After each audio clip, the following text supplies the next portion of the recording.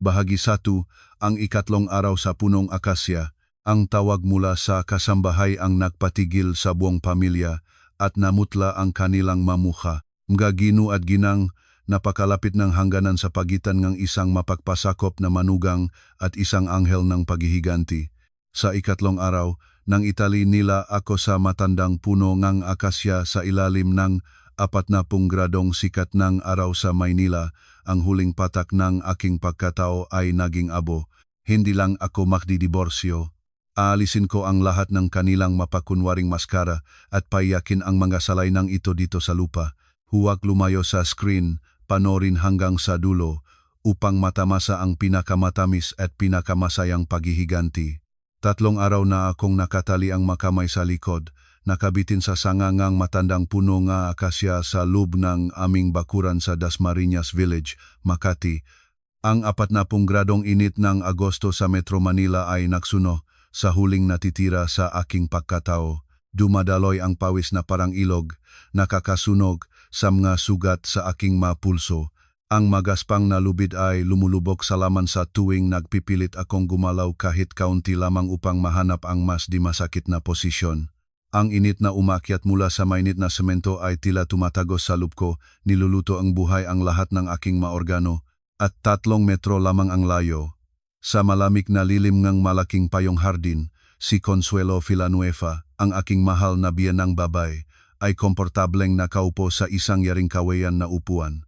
Maingat siyang kumuha ang isang piraso ng makatas na pulang pakwan, napakalami kaya naman na masa-masa ang balat nito at may gana itong kinagat. Pumutok ang matamis na katas sa lahat ng direksyon. Ngumuya siya at pagkatapos ay walang kahiyang dumura ng ilang buto nito sa semento. Pagkatapos, habang nagduduot ng galabi ay nagsabi siya, ang pakwan ng tindra sa palengke ay mahal pero hindi matamis. Hindi tulad ng manugang na ito, maralita pero mag-umasal ng prinsesa. Mga kababayhan sa aming kliyente club.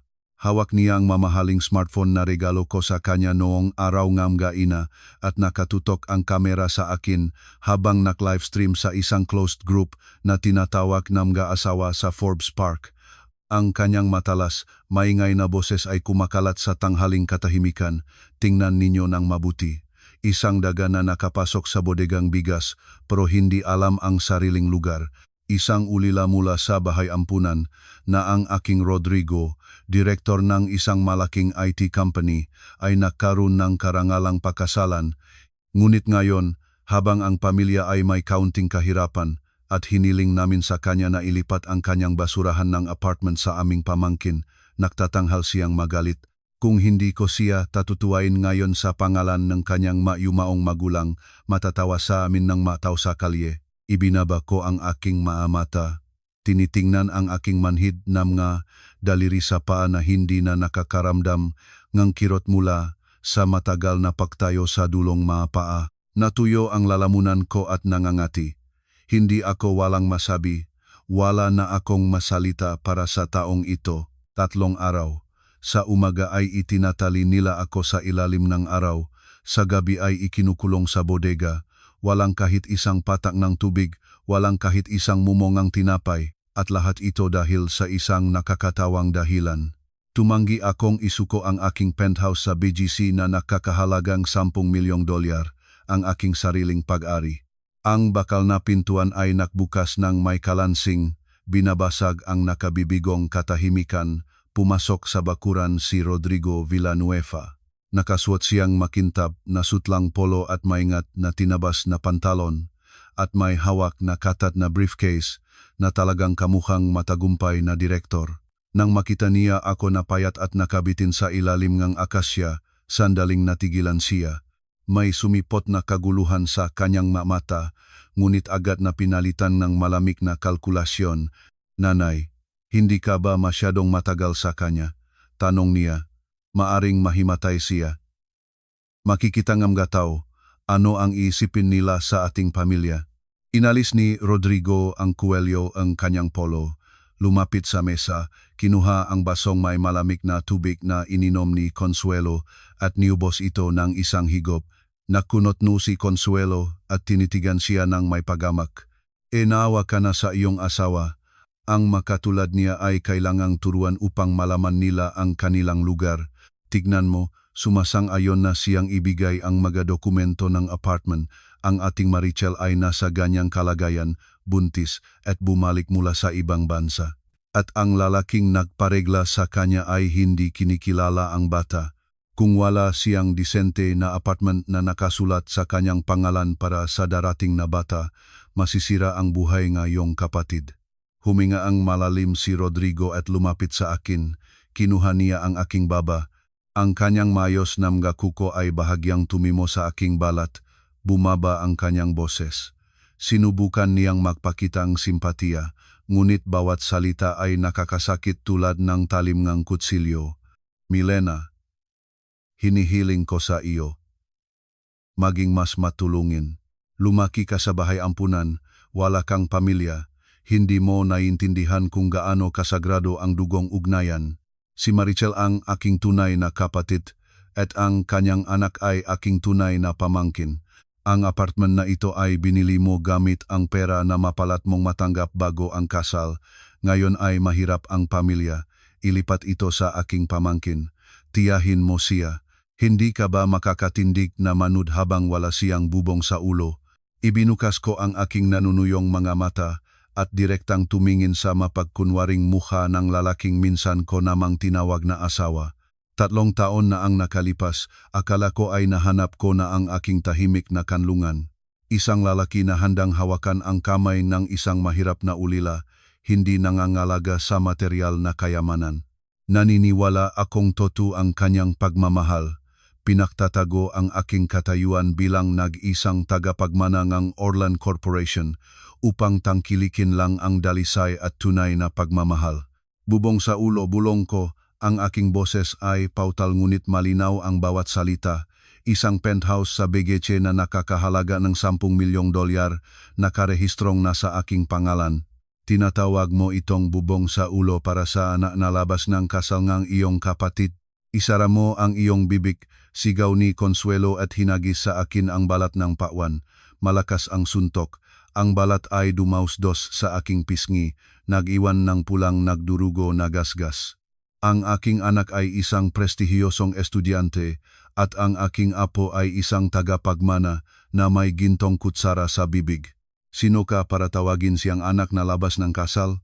Rodrigo, nakikita mo ba, sinabi ko na ang basurang ito ay walang kahit isang patak ng konsyensya. Kung hindi mo siya papirmahan ng mga dokumento ngayon, pag-iwanin ko siyang nakabitin dito hanggang matuyo siyang patay. Lumaitim ang mukha ni Rodrigo. Kinuha niya sa briefcase ang nakaprintang mga dokumento at pluma, iniabot nito ng direkta sa aking mukha. Ang pekeng pasensya ay nasingaw, nagbunyak ng tunay na kalikasan ng makarahas na mandaragit.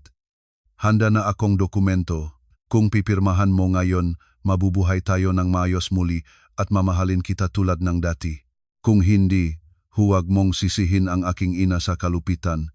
Sa bahay na ito ang salita ng ina ay batas. Nakatira ka sa aming bahay, kumakain ng aming tinapay, kaya kumilosi ng maayos. Kumakain ng inyong tinapay. Ngumiti ng liko. Ang ngiti ay mapait hanggang sa luha. Ang buwan ng gastos sa pagkain na 200,000 piso ay mula sa aking sariling bulsa.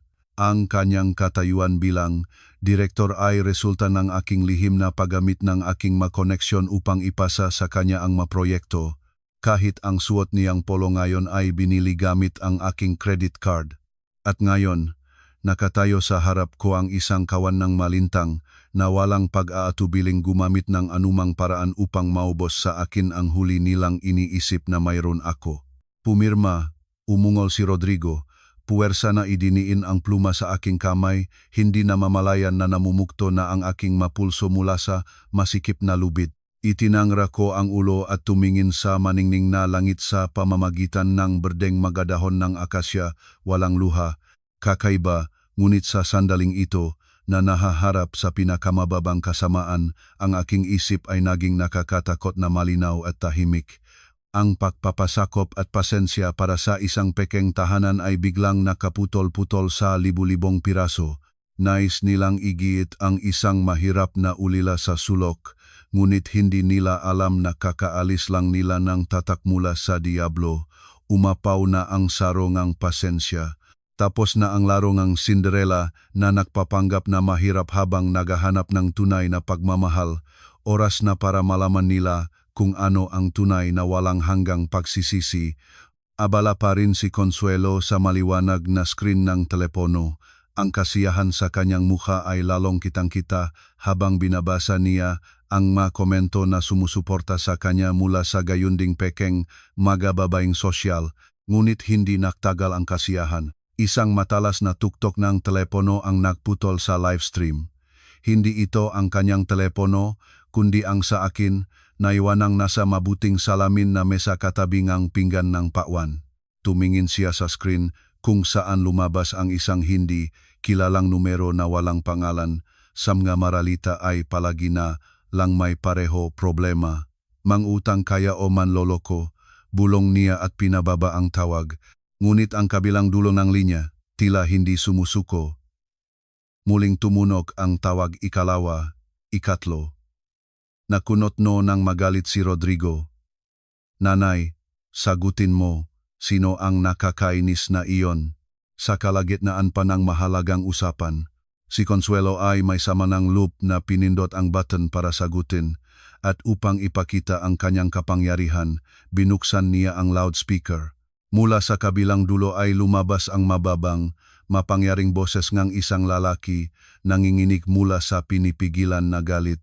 Anong gawa-gawa ninyan sa aking anak? Ibaba ninyo siya ngayon.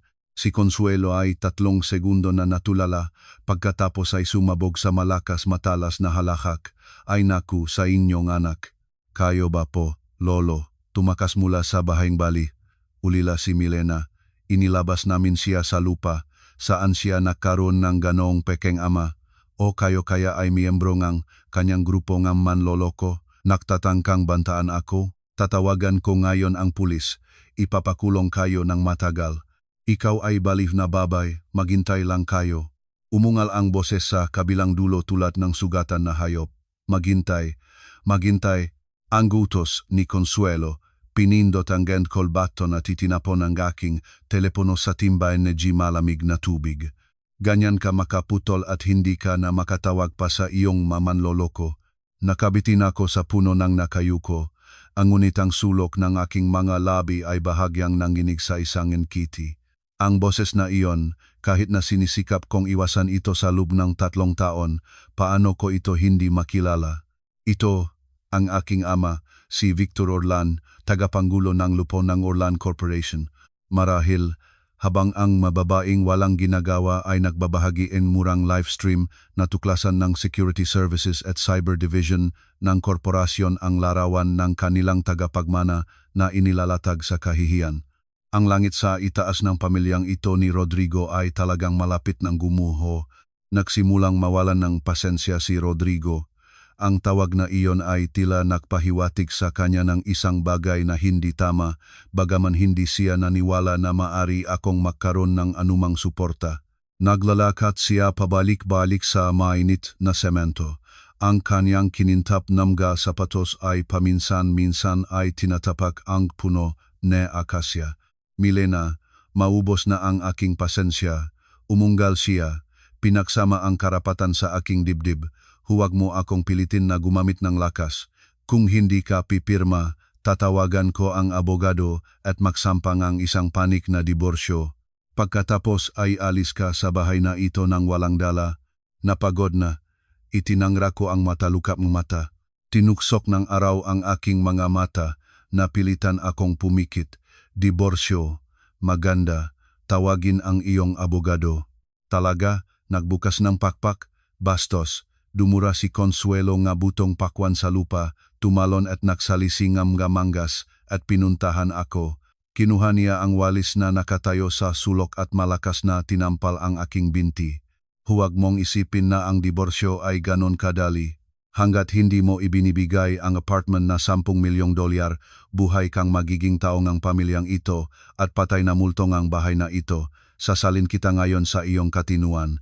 Ang suntok ay napakamalakas kaya naman nanginig ako, ngunit nginuya ko ang aking mangipin at hindi naglabas ng anumang tunog. Ang pisikal na sakit ay wala na ngayon kumpara sa pagkasuklam na tumataas sa aking lalamunan.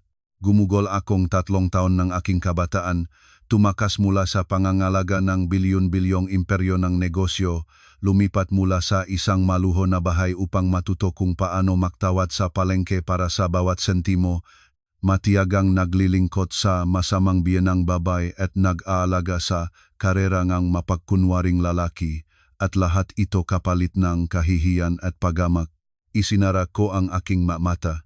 Sa ilalim ng 40 gradong init ng Maynila, ang lahat ng sumpa ni Consuelo at ni Rodrigo ay nagsimulang lumayo, nagiging isang ingay lang.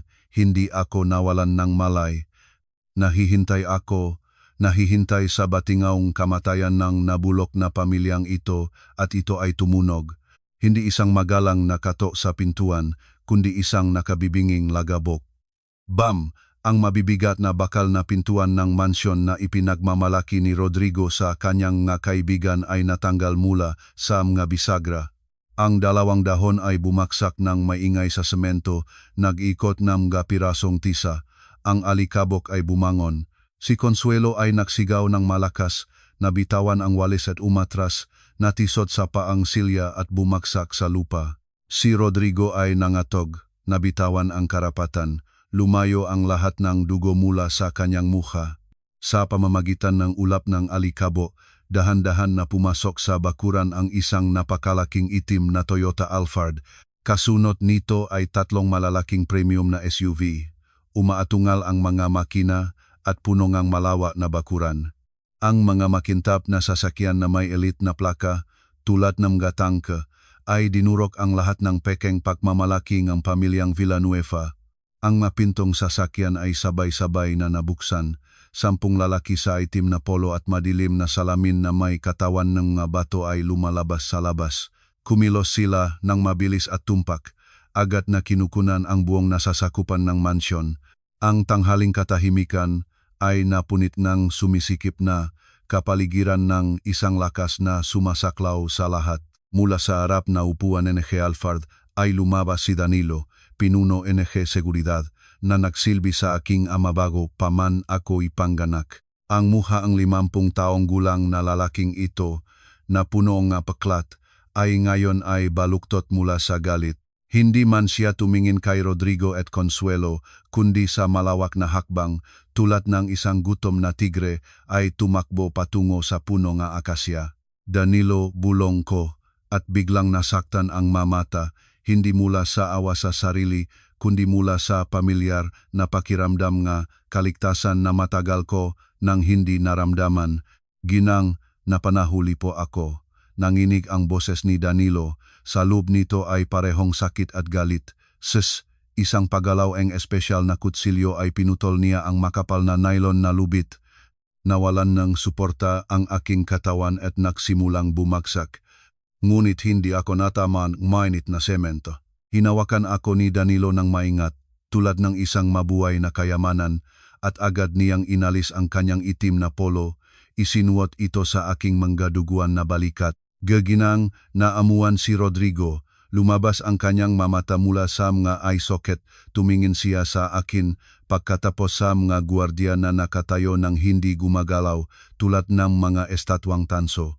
Milena, sino ang mataong ito? Mga koleksyonista o mga artista na tinanggap mo upang takutin ako? Mga artista, gago. Isang kulog ng boses mula sa likod na upuan ng Alphard. Nabuksan ang pinto at dahan-dahang lumabas ang isang lalaki na 60 taong gulang na may puting buhok, nakasuot ng maliwanag na gris na Amerikana. Ang maharlikang aurang kapangyarihan, nakatangian ng mga magnate, ay lumabas sa kanya sa bawat hakbang, sa bawat pagpapalong kanyang mabigat na kahoy na tungkot sa lupa. Ito ay si Victor Orlan, ang aking tunay na ama. Sa mga kamay nino ang kapalaran ng buong imperyong ekonomiya ng Orlan Corporation. Dahan-dahan na nakatayo si Consuelo. Ang kanyang matuhod ay nanginig kaya hindi siya makatayo. Ikaw ang manlolokong tumawag, bulong niya. Hindi siya sinagot ng ama. Lumapit siya sa akin. Ang kanyang mga mata na malabo sa kalungkutan ay tumingin sa mga bakas ngang dugo sa mga pulso ng kanyang anak. Ang kamay na kumapit sa tungkot ay nanginig. Tatay, mahinahon akong tumawag. Ang isang tahimik na salitang iyon ay sapat na upang maguho ang buong mundo ni Rodrigo at ni Consuelo. Umatras si Rodrigo ng 3 hakbang. Tinamaan ang kanyang likod sa pader. Nanginig ang kanyang malabi. Tatay, ngunit ikaw ay ulila, Milena. Siya ay si Victor Orlan, tagapangulo ng Orlan Corporation. Si Rodrigo, na gumagalaw sa mga bilok ng IT business at palaging sumusubok na sumali sa elite, paano hindi makilala ang mukha na patuloy na lumalabas sa mga pabalat ng nangungunang nga pahayagang pang-ekonomiya. Ang pagmamalaki at kayabangan na direktor na ipinakita niya sandali lang ang nakalipas ay nawala ng walang bakas, nagbigay daan sa ganap na takot. Tila may kumuhang kamay sa loob niya at piniga ang lahat ng kanyang maorgano. Ang kanyang asawang ulila, mula sa kanino siya at ang kanyang ina ay nagplano na kumuha ng apartment, ay naging nag-iisang tagapagmanang angkan na maaring sirain ang kanyang kumpanya sa isang kisap mata. Mabilis na lumingon ang aking ama. Ang kanyang kahoy na tungkot ay malakas na tinampal ang semento. Ang tunog ay nakapagpabingi. Mabuti, napakagaling. Pamilyang Villanueva, talagang matapang kayo. Nakalakas loob na isabit ang sariling anak na babae ni Victor Orlan sa puno at ipakprito siya sa araw. Pakot na kayong mabuhay. Ang kanyang ungal ay katulad ng kidlat sa malinaw na araw. Sabay-sabay na humakbang pasulong ang 10 guwardya. Ang kanilang nakakabahala na hitsura ay napakatakot para kay Consuelo na nabasa ang kanyang sutlang pantalon at lahat ng dugo ay lumayo mula sa kanyang mukha. Si Rodrigo naman ay naramdamang gumalaw ang kanyang matuhod at may mahinang tunog na bumaksak sa mainit na semento. Sumandal ako sa matibay na kamay ni Danilo at dahan-dahang tumayo. Ang pisikal na sakit ay hindi pa natigil, ngunit sa aking maugat ay naging mainit ang pagmamalaki ng Kang Orlan. Tinanaw ko ang makawaawang figura ng ina at anak ng isang malamig na sulyap na tulad ng talim ng kutsilyo. Wala ng pagpapasakop, wala ng bulak na pananampalataya sa tinatawag na ugnayan ng mag-asawa. Ang naiwan ay malamig lamang at walang awang kalupit. Tatay, umuwi na tayo, sabi ko ng pantay, nakakatakot na mahinahon. At sa kanila, haharapin ko sila ng aking sarili.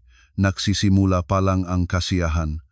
Ang langit ng Maynila ng tanghali ng Agosto ay nananatiling nasilaw na maliwanag, ngunit para sa pamilyang Villanueva, nagsimula na ang gabi ng araw ng pahuhukom. Bahagi 2, ang gabi ng pagkawasak. Dahan-dahan kong binuksan ang aking mga mata. Mabigat ang mga talukap. Hindi na ako napapalibutan ng nakabibingwit at nakakaabot hanggang buto na init sa ilalim ng matandang akasya. Hindi na ang amoy ng pawis at matalas na mga sumpa. Sa halip ay malambot na dilaw na liwanag at malamig na hangin mula sa central na air conditioning system. Magaan na aroma ng lemongrass ang nagaalis ng nakakasakal na mga alaala ng tanghaliang iyon. Nakahiga ako sa isang maluho na higaan sa VIP ward ng internasyonal na ospital na pag-ari ng aming pamilya. Katabingang kama ay nakaupo ang aking ama, nakakrus ang nga braso. Ang kanyang makapal na mga kilay ay pinagsamang isang tuwid na linya.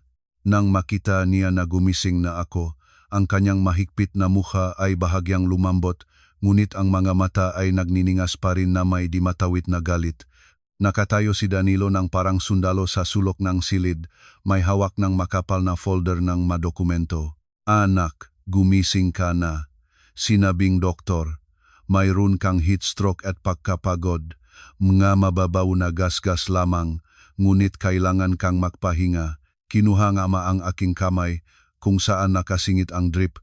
Nanginig ang kanyang boses, ngunit sa susunod na sandali ay lumingon siya kay Danilo at umungal. Danilo, agad na tawagan ang pinuno na departamento na patakaran sa pamumuhunan. Bukas ng umaga nais kong ang basura na opisina ng aking manugang ay mawala mula sa mapangang Metro Manila at ang matandang bruha na iyon. Pagutos sa mga tao, ipukpok ang lahat ng kanyang ngipin. Hintay, tatay, bulong ko, binaklas ang aking kamay. Umupo ako, sumasandal sa unan, kinuha ang baso ngang maligamgam na tubig mula sa mesa at uminom. Ang tubig ay dumaustos sa lalamunan, nagpapahina ng sakit. Ang aking isip ay malamig at malinaw, tulad ng isang iceberg. Agad na sirain ang kumpanya ni Rodrigo. Masyadong madali at maawain para sa kanila. 3 taon akong namuhay bilang isang katulong sa aking sariling tahanan. Ninalubasan nila ako, tinatapaka ang aking dignidad. Ang sakit na ito ay hindi maaring mapawingang isang pagpindot ng makapangyarihang manggadaliri. Nais kong maramdaman nila kung paano mawala ang lahat ng unti-unti upang makita kung paano gumuho ang kanilang mundo piraso-piraso. Nais kong malaman nila ang lasang ganap na kawalan ng pag-asa kapag kinuha na sa kanila ang lahat ng inaakala nilang pag-ari nila ng karapatan. Pinili ko ang landas ng mabagal na pagbabalat ng balat. Tatay, ipaubaya mo ito sa akin, sabi ko ng pantay na boses, lumingon sa punong guwardiya. Danilo una sa lahat. Agad na makipag-ugnayan sa pamunuan ng bangko at permanenteng harangan ang lahat ng 5 walang hanggang platinum card na binuksan ko para kay Rodrigo. Ngayon din ang 5 card na ito ay binuksan ko sa dahilan ng ito ay pera mula sa isang matagumpay na real estate deal upang mapamahalaan ni Rodrigo ang negosyo, ngunit para saan niya ito ginastos. Binibili ang mga Hermes bag ng kanyang kabit, nagbabayad ng hari-haring salu-salo upang makapag-impresyon sa mga kasosyo at nagpadala ng milyon-milyon sa Inglaterra upang bayaran ang maluho at walang pigil na pamumuhay ng kanyang kapatid na si Marichel. Ngayong gabi, puputulin ko ang kanyang unang ugat sa pananalapi. Panggalawa, nagpatuloy ako. Naging mas mahigpit ang aking tingin. Ang mansyon sa Dasmariñas Village ay nakarehistro sa aking panggalan. Tawagan ang property management ng subdivision mula sa aking panggalan bilang may-ari. Hinihingi ko na agad na patayin ang kuryente. Isara ang pangunahing balbula ne tubig at i-deactivate ang lahat ng linya ng internet. Dahilan, pangunahing renovasyon. Nang wala ang aking utos, ni isang pata ng tubig ay hindi dapat makapasok sa bahay. Opo, ginang, tumango si Danilo. Ang kanyang nga daliri ay magang na nagdial ng numero sa telepono. At isa pa, biglang idinagdag na aking ama. Ang sulok ng kanyang nga labi ay kumunot sa isang malamig na ngisieng matandang soro mula sa mundo ngang malaking negosyo. Ang tanong ng kanilang paghihiwalay ay akong bahala. Magbibigay akong instruksyon sa sekretarya na magpadala ng impormasyon sa lahat ng malalaki at maliliit na negosyante at bangko sa buong Metro Manila. Ang sinumang maglakas loob na magpautang sa pamilyang ito na kahit 1 piso ay opisyal na nagdedeklara na digmaan laban sa Orlan Corporation. Ngumiti ng may kasiyahan. Nakatakda na ang lambat. Ngayon, kailangan ko na lang umupo at manood ng palabas. Hiniling ko sa nurse na magdalang sinigang at dahan-dahan kong binuksan ang iPad. Ang screen ay mabilis na kumonekta sa nakatagong sistema ng video surveillance na inilagay ko sa buong mansyon sa Dasmariñas Village. 1 buwan na ang nakalipas nang nagsimula akong mahintay. Ang tungkol sa mga kasinungalingan, sa mga ulat sa pananalapi ni Rodrigo. Sa screen, ang maorasan ay nagpapakita ang 8:00 ang gabi. Ang maputlang puting Mercedes ni Rodrigo ay huminto sa harapan ng pintuan ng mansyon. Siya at si Consuelo ay lumabas sa sasakyan, mukhang pagod at natakot pagkatapos ng isang araw na pagtakas sa takot na bumalik ang nga tao ng aking ama upang sumukli. Ang buong napakalaking mansyon, na halos 500 metro kwadrado, ay nalubog sa hindi matanaw na kadiliman. Nasaan si Tessie, ang yaya, bakit hindi pa nagsusulong nga ilaw para salubungin ang maamo at hindi pa nakaon ang aircon? Gusto niyong iluto kami, sumigaw si Consuelo. Pagpasok lang sa bahay, pawis ng pawis. Kinuha ni Rodrigo ang liwanag ng telepono at nagkunotno. Naputulan ng kuryente. Sa isang elite na subdivision ay walang rolling blackout. Tinawagan niya ang property management. Sa pamamagitan ng kamera ay nakita ko kung paano mula-pula naging maputi ang kanyang mukha at mula maputi ay naging matingkat na pula. Ano? Hiniling ng may-ari na putulin? Asawa ako niya. Agad na ikonekta. Halo? Halo? Damot, binaba nila ang telepono. Sa sandaling ito, bumaba mula sa itaas na palapag si Tessie, ang kasambahay. Sa halip ngang karaniwang kababaan ay may hawak siyang malaking backpack sa balikat at maayos na nakadamit. Nang makita sina Consuelo at Rodrigo, tahimik na tinanggal niya ang kanyang apron at itinapon ito sa sahig nang direkta sa paang biyanang babae. Anong pinapayagan mo sa iyong sarili, babae? Nagre-revolusyon, nabuhusan ng tubig ang mga mata ni Consuelo. Alagaan na lang ninyo ang inyong sarili, malakas na sumagot si Tessie, tumayo ng matuwid at itinapon ang lahat ng naipon na sama ng loob. Kakatext lang ni Ginang Milena, sa akin na natanggal na ako sa trabaho at nagbigay pa siya sa akin ng 500,000 piso para sa pag-ayos sa probinsya. Sinabi niya na magiging isang basurahan ang bahay na ito at kung mananatili ako, mamamatay ako sa gutom. Paalam, alis na ako. Sinabi ito ni Tessie, ipinagmamalaki ang kanyang ulo at lumabas sa pinto, hindi namamalayang ang mga sumpa ay sumusunod sa kanya sa likod. Ang gabing iyon ay naging isang gabing walang tulog para sa mga mapagmataas na taong ito sa literal na kahulugan ng salita. Ang 40 gradong init ng araw na inabsorba ng mapader ng batong ang mansyon ay lumabas ngayon bilang nakabibingwit na init tulad ng mula sa isang pugon. Walang ventilador, walang aircon.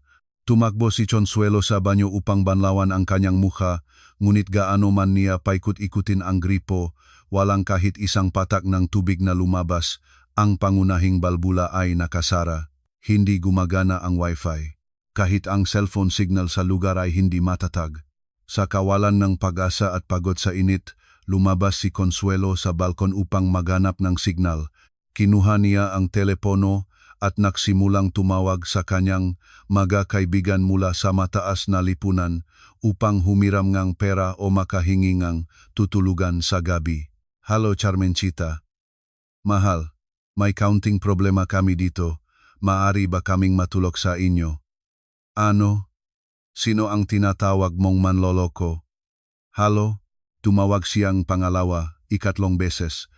May hindi sumasagot, may iba pa. Sa sandaling marinig ang kanyang boses, ay nagbubuhos ng pinakamasamang insulto. Isinusumpa siya sa pag-aatupag, nakapinsalaan ng tagapagmana ng Orlan Corporation at nagsasapalaran ng kanilang sariling mana-interes sa negosyo. Ang buong elit ng Metro Manila ay nag-isolate sa kanila ng ina at anak tulad ng isang lugar na may salot.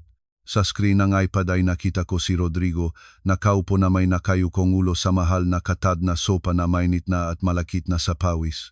Naghihirap siyang tinitignan ang mamensahe mula sa bangko. Ang transaksyon ay tinanggihan, ang card ay naharang, ganap siyang nahiwalay mula sa pera. Bandang 2 madaling araw, ang hangin ay naging makapal, ang amoyng pawis at takot ay nagsama-sama. Si Consuelo ay nakaupo sa sahig. Nagpapaypay gamit ang isang punit na papel na pamaypay at nausal ng isang bagay sa kanyang sarili tulad ng isang baliw. Ang mismong halimaw na noong hapon ay nais akong isabit sa akasya ay ngayon ay mukhang kawawa at kasuklam-suklam tulad ng isang palaka na naglalaban sa isang nakpapatuyong lusak. Tahimik na natawa. Isinara ang iPad at humiga sa malambot na higaan. Ang tulog ay hindi pa naging ganito kamatamis at kagatunog. Tangkilik ninyo ang kadiliman, aking dating minahal na asawa at iginagalang na biyenang babae dahil bukas, kapag sumilang ang araw, personal kong dadalhin ang inyong pinakamasama na bangungot ng direkta sa inyong kumpanya. Bahagi 3. Ang pagbabalik ng hari. Kinabukasan, gumising ako nang tumalab ang maliwanag na sinag ng araw sa manipis na kurtina ng VIP ward.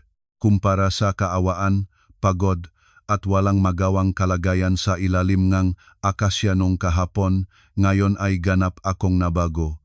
Ako si Milena Orlan, nag-iisang tagapakman ng Orlan Corporation. Nakatayo ako sa harap ng malaking salamin at aking sarili ang naglalagay ng pula, matapang na lipstick, maliwanag at mapaghamon.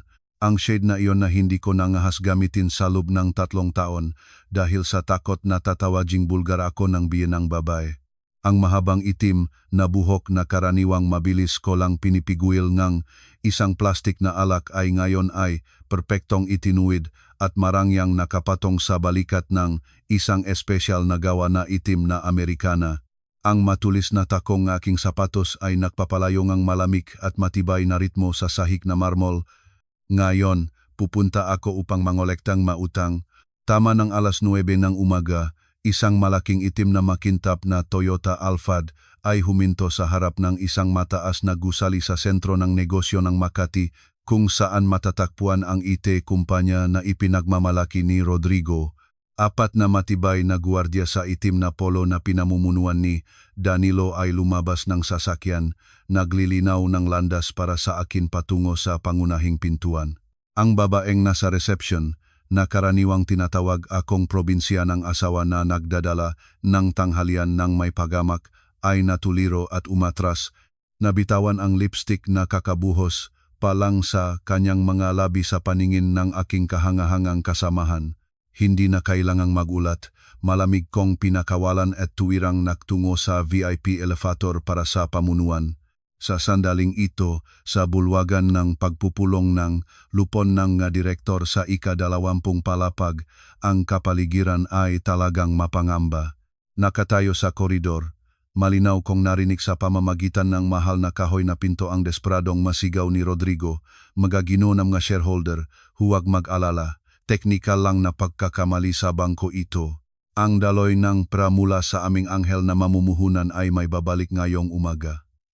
Isinasangla ko ang aking salita bilang direktor. Ang boses ni Rodrigo ay mapanglaw at pababa mula sa kawalan ng tulog pagkatapos ng isang gabing walang tulog sa mainit na mansyon ng walang ilaw at tubig. Kakilakilabot ang hitsura niya. Malupit na damit, buho na magulo, sa ilalim ngamga, nakaumbo na mata ay mapula ang bilok ng kawalan ng pag-asa. Makano ang halaga nga iyong salita kung ngayong umaga ay sabay-sabay na abisuhan kami ngang 5 bangko na kasosyo tungkol sa peg-freeze ng nga account ng kumpanya. Malakas na tinampal ng isang matandang shareholder ang mesa. Paano mo ipapaliwanag na wala kaming kahit isang sentimo upang bayaran ang mautang ngayon? Nasaan ang lahat ng pera ang kumpanya? Sa sandaling ito ay mahinahon kong itinataas ang aking kamay. Naunawaan ni Danilo ako ng walang salita, humakbang pasulong at isang malakas na sipang paa ay bumaksak ang pintong bulwagan ng pagpupulong. Nagiyak ang mabisagra at naktaas. Bam! Lahat ng paningin sa silid ay napunta sa pinto. Ang maingay na kapaligiran ay biglang tumahimik. Naging tahimik kaya naman maaring marinig ang tunog ng aircon. Si Rodrigo na nakatayo sa ulo NG mesa, pawis na pawis, ay sumubsob sa mga mata tulad NG nakakita NG multo. Milena, ano ang ginagawa mo dito at anong damit ang suot mo? Gulat siyang nausal sa nanginginig na boses. Ang kamakailang kumpiyansa niya ay nawala ng walang bakas. Tumingin siya sa hukbo ng gwardiya na nakaitim sa likod ko at hirap na lumunok. Ngumiti ako, ngunit hindi umabot sa aking mga mata. Dahan-dahang maringal na lumapit sa nag-isang bakanteng upuan sa dulo mesa, umupo, tiniklop ang binti sa binti na may hitsurangang isang reyna na iniinspeksyon ang kanyang mga lugar. Bakit hindi ako dapat nandito? Itinangra ko ang isang kilay.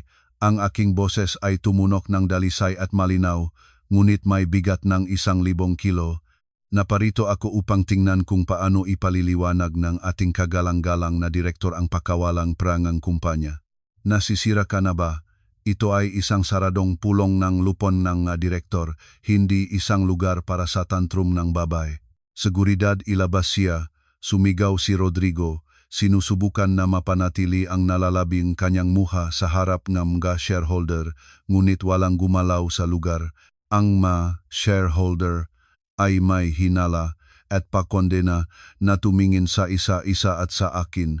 Tagapangulo na Rodrigo, tinawag ko siya sa titulong pinapangarap niya. ngunit may masurot na ironi sa boses. Binanggit mo lang ang isang anghel na mamumuhunan, hindi ba? Anong koinsidensya? Napakahusay kong kilala ang pondo na iyon. Ginawa ko ang isang senyal na kamay. Agad na binuksan ni Danilo ang isang itim na katad na briefcase. Kinuha ang isang makapal na bundle ng mga dokumento na may pulang selyo at ito ay itinatapon sa gitna ng mesa ng salamin.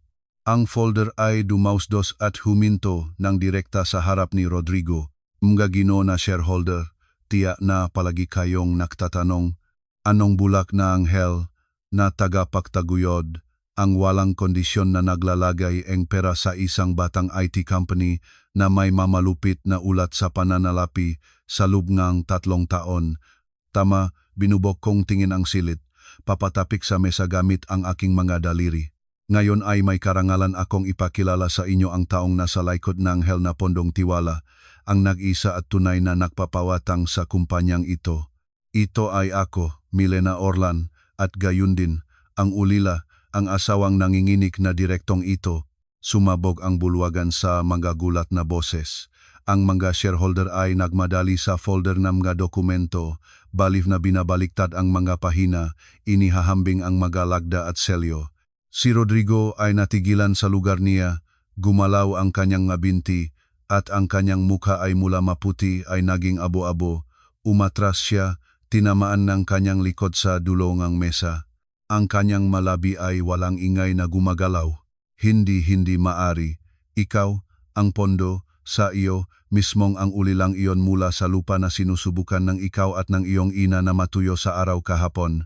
Matsan ko ay ngumiti ako at kinuha mula sa aking bag ang isang gintong USB drive. Isinaksak ito sa laptop na nakakonekta sa projector. Sa malaking screen ay agad na lumabas ang masat ng transaksyon at mga scan ng kontrata. At narito, mga kagalang-galang na gino ang tunay na dahilan kung bakit wala ang perang kumpanya. Tumayo ako at itinuro ang laser pointer sa nakakabulag na mga numero sa screen. Ang inyong tagapangulo na si Rodrigo ay hindi kasing talinong kanyang pinupunan. Sa loob ng 3 taon ay lumikha siyang 10 pekeng kontrata sa mga dumi na kumpanya na nakarehistrong sa kanyang sariling makamag-anak. Ang kabuwang halaga na inilabas niya mula sa anghel na pondo at inilagay sa kanyang sariling bulsa ay higit sa 200 milyong piso. Nagsisinungaling ka, Milena, huwag kang mangalat ng kasinungalingan. Sinusubukan ni Rodrigo na tumanggi. Ngunit ang malalaking patangang pawis na dumalulong sa kanyang noo ay nagbubunyag ng lahat ng kanyang makasinungalingan. Nagsisinungaling, malakas na natawa, ang tawa ay masaya at matagumpay. Lumapit ako at itinapon sa kanyang mukha ang isang bundle ng mga litrato at resibo. Ang nga papel ay naksulatan sa sahig. Ano ang ito? Mga kwenta sa pagbili ng 3 Hermes Birkin bag ng limitadong serye na ang bawat isa ay nakakahalaga ng ilang milyon na ipinadala sa premium na apartment na iyong kabit na si Miranda. O narito, mga pahayag tungkol sa buwan ng paglilipat ng 5 milyong piso sa Inglaterra para sa iyong pinakamamahal na kapatid para sa kanyang maluho at walang pigil na pamumuhay, droga at escort. At huwag kalimutan ang mga kwenta sa pagbili ng mga brilyante para sa iyong minamahal na ina na napakamahal na magturo ng moral sa lahat. Ang bawat litrato, bawat resibo na nakakalat sa sahig ay tulad ng mga pako na itinatambol sa takip ng kabaong ni Rodrigo. Ang bawat salita ko ay tulad ng hampas ng maso sa kanyang dibdib. Pinagdurukit-dukit ang pekeng imahe ng isang matagumpay at marangal na tao na maingat niyang itinayo. Ang nga shareholder ay galit. Tumayo sila mula sa kanilang maupuan. Tinatampal ang mesa, tinatawag siyang manloloko at dumi, hinihingi ang agad na pagtawag sa pulis.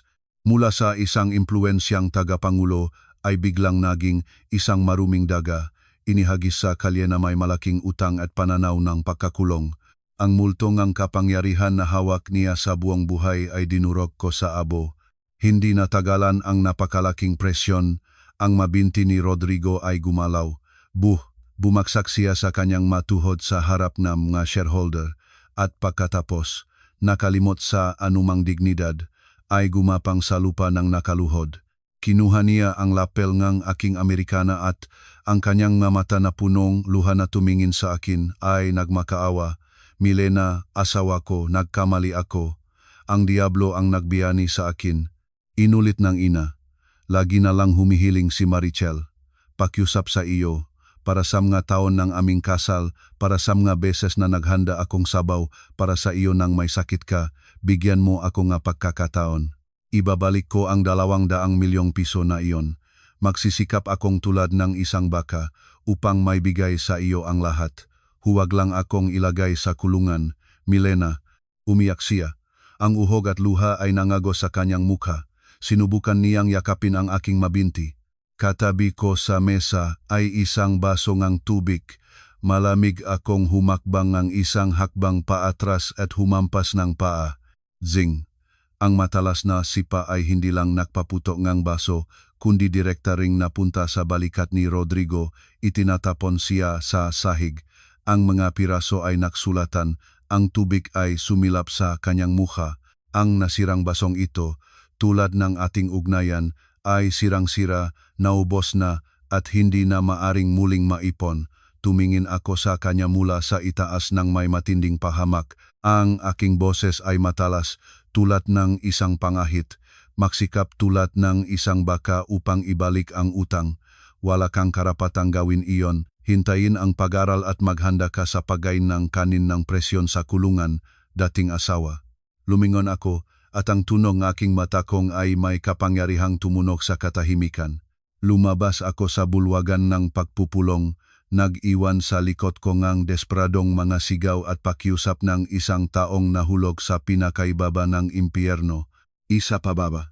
Ngayon, pati na rin ang mahalagang ina niya, na sa sandaling iyon ay ipinagmamalaki ang aking maninakaw na bagay. Bahagi 4. Ang pahuhukom sa The Peninsula. Pagkatapos ng matagumpay na pagpapatalsik ng tiwaling asawa sa kanyang sariling kumpanya, ang marelo sa aking pulso ay nagpapakita ng eksaktong 12 ng hapon. Ang init ng Agosto sa Maynila ay hindi pumayag. Nakaupo ako sa malamig na alfard, uminom ng malat na mineral water at tahimik ng umingiti. Isa ang nahulog, ngunit hindi patapos ang palabas. Nakaraang gabi, si Consuelo at Rodrigo ay nakaranas ng isang nakakatakot na gabing walang ilaw at tubig. Kahit sino, pang normal na tao, ay mag-aalala at magsisimulang maghanap ng solusyon. Ngunit, alam ang kanyang mapanghaling kayabangan at pagmamahal sa palabas, sigurado akong gagawin ni Consuelo. Tiyak na susumubo siyang hawakan ang mahuling nalalabi ng kanyang katayuan sa club ng mga babaeng sosyal. Tama naman sa 13 hapon, ang ngapekeng babae ay may takdang pagpupulong para sa hapon-natsaa sa VIP lounge ng The Peninsula Manila, ang pinakamaluho sa kabisera. Sinalubong ako NG. The Peninsula, NG, Kinang, NG, Kristal, Namgaparol at Malembing, natunog NG, Pillano. Naglalakad ako sa koridor na may pulang karpet. Sa likod ko ay sumusunod sina Danilo at 3 auditor sa mahigpit na gris na Amerikana na may makakapal na folder sa kamay. Ang pintong sa salon ay tahimik na binuksan ng isang tauhan. Sa loob ay naghahari ang aroma ng rosas na langis at English breakfast tea. Sa gitnang bilog na mesa, nakabalot ng kulay puting pinong mantel na tela, kasama nga multi-tiered na rack na puno ng maliliit na French pastries, nakaupo si Consuelo. Naglagay siya ng makapal na layer ng powder upang itago ang mga madilim na bilog sa ilalim ng kanyang mga mata pagkatapos ng isang gabing walang tulog. Maliwanag ang lipstick. Suot niya ang sutlang velvet na damit na nakmumukhang mahal ngunit naluging pagkatapos ng isang gabing tulog sa mahirap na sahig.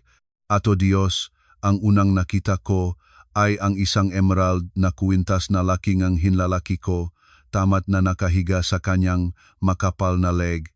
Ito ay regalo sa akin sa karawan mula sa aking ama na nakakahalaga ng higit sa $2 milyong na iniimbak ko sa isang ligtas.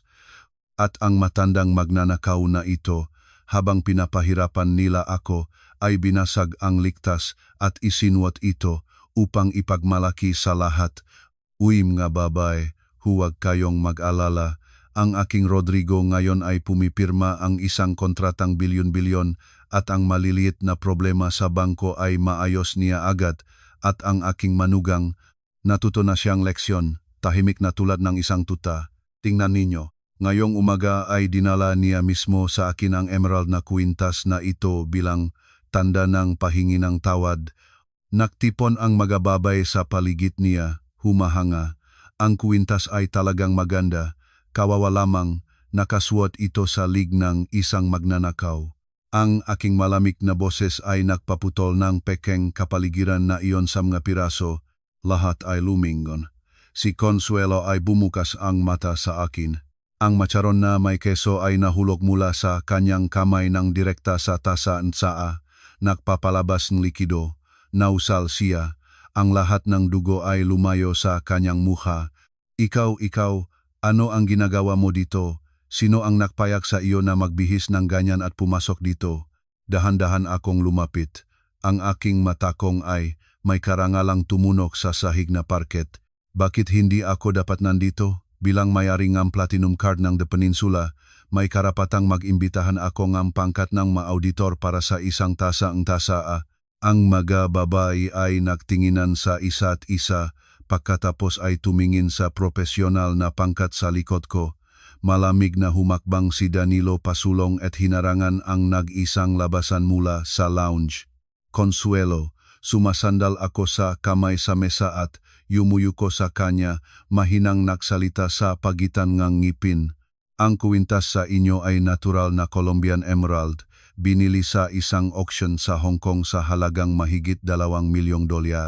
Ang sertipiko ng pagmamay-ari ay nakalabas sa pangalan ni Milena Orlan. Ninakaw ninyo ito mula sa aking ligtas habang pinahihirapan ako. Para sa pagnanakaw na ito sa malaking halaga, sa tingin ninyo, ilang taon ang gugugol kayo sa kulungan? Sa hulat ay hinawakan ni Consuelo ang kwintas. Nagsisinunggaling ka. Ito ay akin. Binili ko. Sa aling credit card ninyo ito binili? Sa card na hinarangan ko kahapon. Ngumiti ng mapuot at isang mabilis na paggalaw ay binali ko ang kwintas mula sa kanyang lig. Nasira ang clasp. Natisot siya at halos bumagsak. Lumingon ako sa manatulalang babae. Mga kagalang-galang na ginang, nakaupo kayo dito at pinupuri siya. Ngunit, alam ba ninyo na ang inyong inuumintang kasama ay isang profesional na manloloko? Tinapik ko ang aking mga daliri. Agad na binuksan ng mga auditor ang kanilang mga briefcase at ibinigay sa bawat isa ang isang kopya ng detalyadong ulat. Una, itinangra ko ang aking hintuturo. Ang aking boses ay tumunok tulad ng bakal. Ginang Reyes, ang Hermes Kelly bag na binili ninyo mula kay Consuelo noong nakaraang buwan sa halagang 3 milyong piso. Sinuri ba ninyo ang tunay nitong katunayan? Ito ay isang kopya mula sa palengke na nakakahalaga ng hindi hihigit sa 20,000 piso. Ibinenta niya ang aking tunay na bag at sa inyo ay nagbenta ng peke. Ang mataba at babaeng may madilim na salamin na si Ginang Reyes ay sumigaw, hinawakan ang bag na nakatayo sa silya at nagsimulang suriin ito ng may baluktot na mukha sa galit. Pangalawa, itinapon ko sa mesa ang isang bundle ng mga pahayag. Ginang Santos, Ginang Cruz, dalawa sa inyo ay namuhunan ng 30 milyon bawat isa sa IT company ni Rodrigo sa kanyang payo upang bumili ng pribilehiyong mga aksyon. Tama ba? Nagmamadali akong ibahagi ang malungkot na balita. Ang kumpanyang ito ay opisyal na nabangkarota ngayong 10:00 ng umaga dahil ang direktor nito ay kinuha ang 200 milyong piso nga mamumuhunan. Siyempre, ang inyong 60 milyong piso ay nawala rin kasama nga utang ng yang anak. Ngayon, sinadya pa rin niyang pumasok sa The Peninsula para magtsaa. Ang kapaligiran sa VIP lounge ay natulala ng 3 segundo pagkatapos ay sumabog tulad ng isang bomba, sumigaw ng matalas. Lahat ng maringal na maskara ay natanggal sa kanila. Anong nangyari sa aking 30 milyon? Ay ikaw matandang. Kinuha ni Ginang Cruz sa galit ang tasaeng mainit na tsaa at ibinuhos ito ng direkta sa mukha ni Consuelo. Pinalayo siyang bag na ito sa 5 milyon, manloloko. Ibalik ang pera, magnanakaw. Sumiksik si Ginang Reyes at hinawakan ang kanyang permet na buhok. Ang buong grupo ng marangal na babay ay sumalakay sa kanya. Ang ilan ay nagbibigay ng sampal, ang ilan ay suntok, ang ilan ay nakakalmot. Si Consuelo ay naglaban-laban sa loob ng singsing na ito. Ang kanyang desperadong mga sigaw ay kumakalat kasama ng ngahampas. Ang kanyang mukha ay nangalog, ang buhok ay natanggal ng mga piraso. Ang mahal na sutlang damit ay napunit, nabubunyag ang mabigat at punong pasa na katawan. Sagipin, Milena, sabihin sa kanila na huminto. Hinihiling ng nanay sa iyo, mali ako, sumigaw si Consuelo, gumapang patungo sa akin, tulad ng isang pinatay na aso. Umatras ako ng kalahating metro, upang ang kanyang maruming makamay ay hindi makaalam ng aking disenyong damit. Tiniklop ko ang abraso sa dibdib at malamig na tumingin sa kanya habang nakikidlat sa aking mapaa. Ang kayabangan, nadala niya noong hapon habang nakaupo sa ilalim ng puno ng akasya, kumakain ng pakwan at nagtuturo sa akin, ay ganap na nawala. Ngayon siya ay isang kaawa-awang nilalang lamang, mula sa kanya ay ang lahat ng mga maskara ay natanggal, nabubunyag ang lahat ng kanyang dumi sa harap ng mga gusto niyang makitang mahalaga. Huminto, mahinahon kong inutusan. Ang mababae ay bahagyang umurong, mabigat na humihinga, at nagagalit pa rin na tinitingnan ang kanilang biktima. Yumuko ako, kinuha si Consuelo sa pamamagitan ng baba at nagsalita ng mahinaon sa pagitan ng ngipin. Pinahahalagahan kong biyanang babay, ano ang pakiramdam ng mahiya ka at matampal ka sa harap ng lahat, naalala ka bang isang bagay? Hindi ba ito katulad ng iyong ginawa sa akin sa loob ng 3 taon at lalo na kahapon, ngunit hindi kita tinatampal? Pinayagan ko ang iyong sariling kasakiman at kayabangan na tampalin ka. Ikaw ang nagtanim ng binhi, ikaw na rin ang mag-aani. Lumingon ako at lumabas ng lounge, nag-iwan kay Consuelo na umiyak sa gitna ng nagugutom ng mga nagpapautang, handa ng punitin siya sa mga piraso. Ang araw ng Maynila ay palubo na. Ang matagal na araw nga matamis na pahihiganti ay hindi pa tapos dahil alam ko na ang ganong masakim na tao tulad ni Rodrigo na napilit na sa sulo ay maglalarong kanyang huling pinakamababa at pinakamasama na card. Sa silong parking ng The Peninsula, Bahagi 5, ang huling pag-iyak ng hayop. Umalis mula sa The Peninsula nang ang mapulang gabi ay kumupas na ang madulong nga puno. Ang itim na Alphard ay mahinahon akong dinala pabalik sa punong tanggapan ng Orlan Corporation. Ang mga relo sa dashboard ay nagpapakita ng 5:30 ng hapon. Sa loob ng sasakyan ay nakahari ang katahimikan, maalingasaw sa sandalo, ganap na kabaliktaran ng kaguluhan at kahihiyan na ngayon ay nararamdaman ni Consuelo. Habang dahan-dahang bumababa ang sasakyan sa ramp patungo sa VIP parking sa Antas B2, malaking espasyo, mataas na kisame, nailawan ng malamig na puting LED ilaw. Katahimikan, naabala lamang ng mahinang ingay ng armor-protected V12. Sa sandaling nagsimulang lumiko si Danilo sa parking space na nakalaan para sa tagapanggulo, may hindi inaasahang nangyari. Sa likod ng isang gris na konkretong poste na humigit kumulang 10 metro mula sa amin ay lumabas ang dalawang figura, hinaharangan ang landas ng Alphard. Mabilis na nakreaksyon si Danilo, tinampal ang makapreno. Ang magulong ay may tunog na nagulat sa sahig na epoxy dalawang itim na mga linya. Ang ilong sasakyan ay huminto ng 30 sentimetro mula sa mga paa nga balif na ito. Sa pamamagitan ng makapal na bulletproof glass, ay nagpikit ako. Ang sulok nga, aking malabi ay bahagyang nanginig sa isang napakayamang ngiti. Wala iba kundi sina Rodrigo at Consuelo, ngunit ang kanilang hitsura ay napakaawa kaya naman sakali ay maaring ituring silang dalawang nababang pulubi. Si Consuelo, na noong hapon pa ay isang babaeng sosyal, ay ngayon may gulong na buhok. Sa ulo ay may mga sugat na nagdurugo, naiwan kanyang makaibigan, nangalok ang mukha.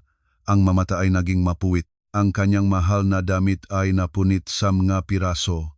Mula ron ay nakikita ang pangilalim na damit. Halos hindi siya nakatayo.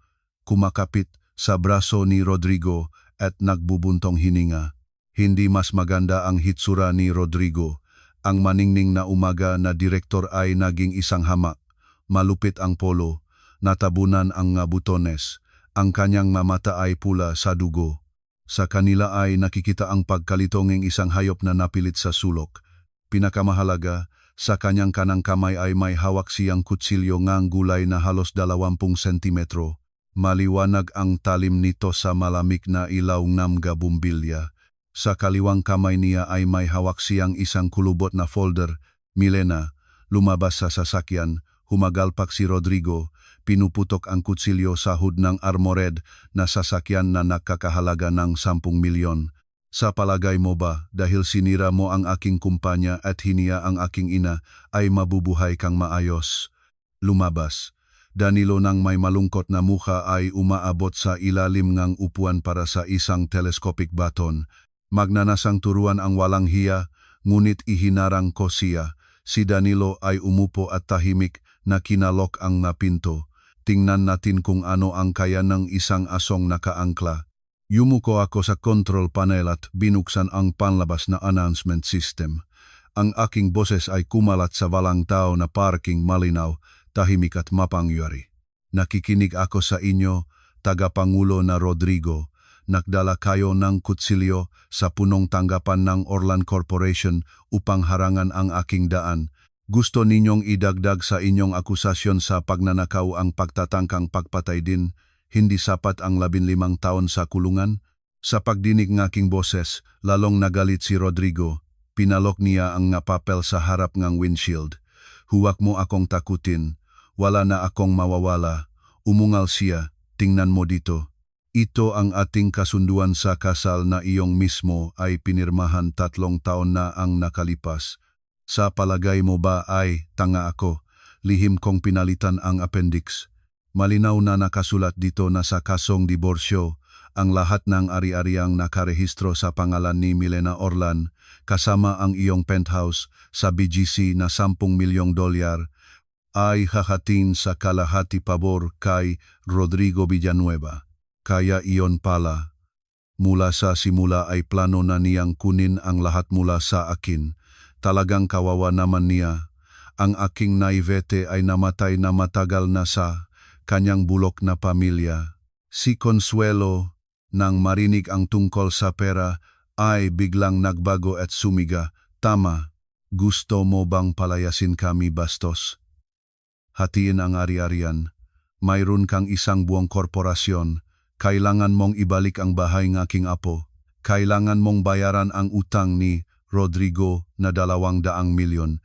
Kung hindi, sasabihin ko ang lahat sa internet. Ilalabas ko kabilang isang mayaman ngunit malupit na ari-ariang babae na nagpunta sa kabiguan ng pamilya ng asawa. Natawa. Ang aking malinaw. Maringal na tawa ay kumalat sa parking, bumalik sa mga konkretong pader at nagpanginig sa kanila. Napakaganda ng inyong pagkalkula. 2 milyong dolyar para sa kalahati ng penthouse kasama ang kabayaran ng inyong utang na 200 milyon kapalit ng tahimik na paghihiwalay. Kung hindi ay gagamitin ninyo ang kutsilyo na iyon upang siraing ang aking mukha o pumatay sa akin dito mismo. Tahimik kong sinuri. Ang aking boses ay mula sa pagmamaliit ay naging yelo. Ngunit, Rodrigo, ikaw ay isang direktor na IT company at napakalayo na sa buhay. Alam mo ba na sa mundo ay mayroon sa ganyang bagay tulad ng disappearing ink? Ang kamay ni Rodrigo na may hawak ng papel ay natigilan. Ang kanyang nga matang pula sa dugo ay lumaki at mabilis niyang tiningnan ang ibabang sulok ng dokumento. 3 taon na ang nakalipas. Nang ipinasa ninyo sa akin ang kontratong ito, mayroon na akong hinihinalang isang bagay na kakaiba.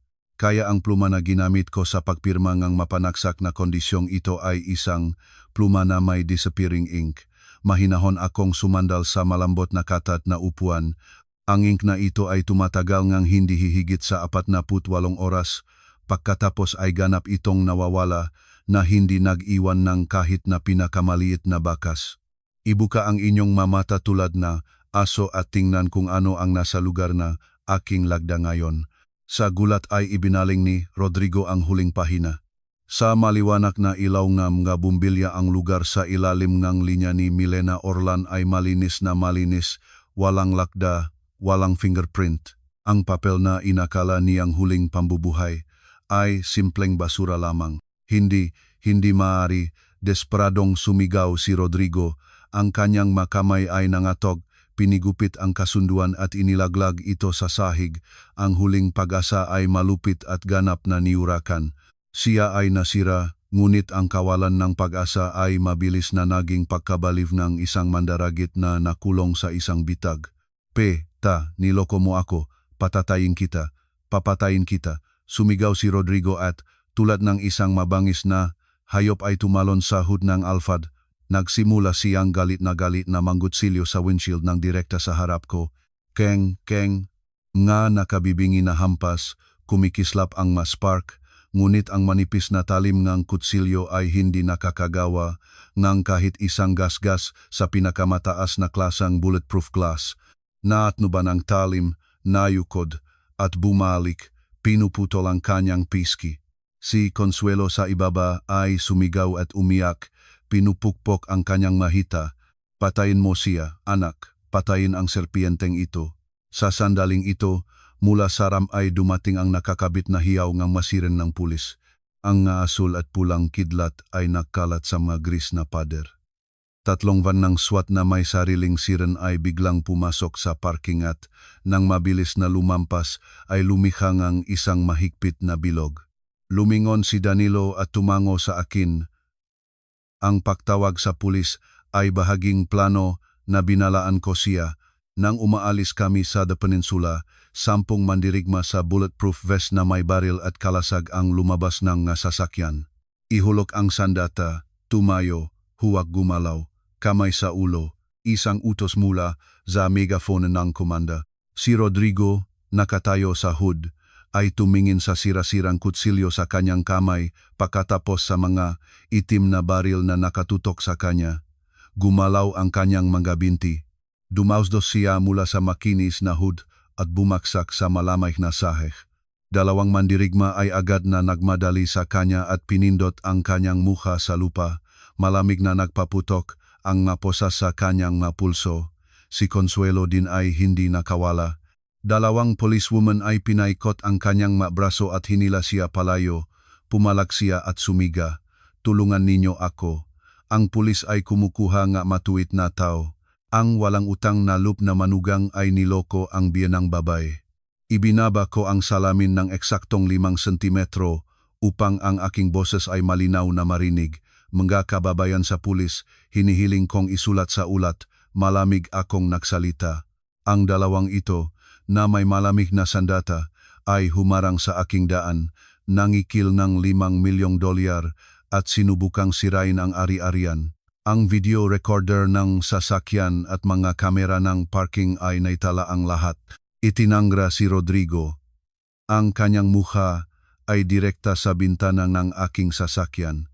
Ang luha ay dumadaloy sa kanyang pisngi. Sa mga mata ay namutla ang takot at pagsisisi. Milena, nagmamakaawa ako sa iyo, patawarin mo ako.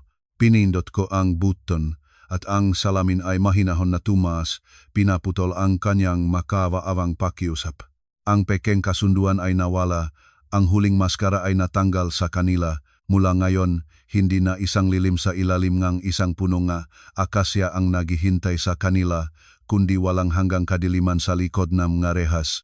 Bahagi 6. Ang huling paghihiganti ng publiko. Kinabukasan, sa ika-4 na araw pagkatapos ng insidente sa Akasya, ang publiko ay sumabaw, ngunit hindi sa paraan na inaasahan ko. Sa malalaking forum at social media ay nagsimulang kumakalat ang isang mahusay na na-edit na video mula sa livestream ni Consuelo na may napakabilis na bilis. Ang manasa likod nito marahil ay isang hugbong bot na tinanggap ni Rodrigo ng huling pera bago ang pagkaaresto ay walang kahiyang binaliktad ang lahat sa ulo ng mga nagsisigaw na headline. Tulad ng tagapagmana ng corporate empire, ginagamit ang pera upang sirain ang pamilya ng asawa o paano ang mayamang manugang ay nagplanong pagsamantalahin upang ipakulong ang asawa. Ang mga internet users ay nagsimulang masalisikan ako, isinusumpa ako. Tinawag nilang isang walang puso, walang utang na loob na anak, manloloko. Ang malason na komento ay bumaksak sa aking personal na pahina at pahina ang Orlan Corporation. May mga hinihingi para sa boycott at katarungan para sa mga mahihirap. Nakaupo ako sa aking maluwag na opisina sa ika-50 palapag at dahan-dahang iniinom ang mainit na saa. Si Danilo ay nakatayo katabi, ang kanyang mukha ay namumula sa galit. Ginang, lumakpas na sila sa lahat ng hangganan. Payagan ninyo akong baguhin ang mga basurahan na site na ito at kunin ang mga leader ng karahasan. Ibinaba ko ang tasa, umiling at ngumiti ng mahiwagang ngiti. Danilo, ang opinyon ng publiko ay tulad ng isang mabilis na batis. Kung haharangan mo ito, magiging mas malakas ito at sumisira ng dike. Ang pinakamabuting paraan upang harapin ang batis ay ituro ito sa landas na nais mo. Nais nilang sirain ako gamit ang opinyon ng publiko. Kaya hayaan nilang ang opinyon ng publiko ang sumira sa kanila. Tinapik ko ang daliri sa mesa, ay publish ang lahat. Walang binawas, walang segundong tinanggal. 10 minuto lamang pagkatapos. Sa aking opisyal na account ay lumabas ang isang post. Walang mahabang paliwanag, 3 malalaking file lamang. File 1, kumpleto at hindi na-edit na recording mula sa mga CCTV camera sa hardin ng mansyon sa Dasmariñas Village. Walang edisyon, walang mapanghamong musika, mahilaw at hindi na prosesong footage, lamang ng pagtali sa akin sa loop ng 3 araw sa ilalim ng puno nga akasya. Matalas na mga sumpa ni Consuelo, malamig na boses ni Rodrigo, na pinipilit akong pumirma ngang karapatan na $2 milyong at eksena kung saan siya ng tahimik ay kumakain ng pakwan at dinuduraan ang mga buto sa aking direksyon habang nawawalan akong malay sa init. Ang mga tunay na tunog ay tulad ng isang sampal para sa lahat na kamakailan lamang ay nagtatanggol sa mga mahihirap. File pangalawa. Audio recording ng lihim na pag-usap ni na Rodrigo at Consuelo sa kanilang kwarto bago ang insidente. Ang tiwaling boses ni Rodrigo, "Nanay, itali mo lang siya." Gutom-gutuman ng ilang araw hanggang mawala ang kanyang katinuan. Pagkatapos ay pinilit siya na pumirma ngang pahayag na siya ay may sakit sa isipan, magiging legal na tagapag-alaga niya ako. Lahat ng mga aksyon na Orlan Corporation at Penthouse ay magiging sa atin. Kung mamamatay siya, walang makakaalam, ulila naman siya. File pangatlo. Isang maikling video kung saan si Consuelo sa kusina, hindi nasisiyahan sa sopas, ay ibinubuhos ang mainit na sandok ng direkta sa kasambahay na si Tessie at pagkatapos ay tinatampal ang babaeng 10 taon na mas matanda sa kanya gamit ang sinelas sa mukha. Ang social media ay ilang segundo na natulala pagkatapos ay nakaroon ng tunay na lindol. Ang mabilis na batis ang opinyon ng publiko ay bumalik ng 180 degrees ng hindi kapani-paniwalang bilis. Ang mga nun ay nakiramay kina Rodrigo at Consuelo ay naging pinakamarahas na online na mga hukom. Diyos ko, ang matigra ay hindi kumakain ng kanilang sariling mga anak. Anong uri na hayop ang mga ito?